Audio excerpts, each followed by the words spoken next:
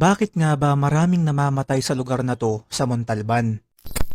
Mga kaibigan, ito ang sikat na Wawa Dam na kilala rin sa pangalang Montalban Dam.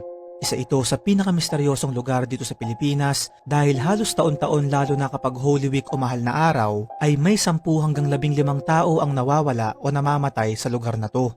Ito ay nabuo noong panahon ng mga Amerikano taong 1909 na naging tangi at nag-iisang water supply ng buong Metro Manila hanggang sa unti-unti na itong napabayaan. May mga nagsasabi na marami daw ang nagpaparamdam sa lugar na to na maaaring ang dahilan ay ang naganap na digmaan dito noong World War II, ang Battle of Wawa Dam na kumitil sa buhay ng humigit kumulang 300 Pilipino at Amerikano at halos 7,000 sundalong Hapon.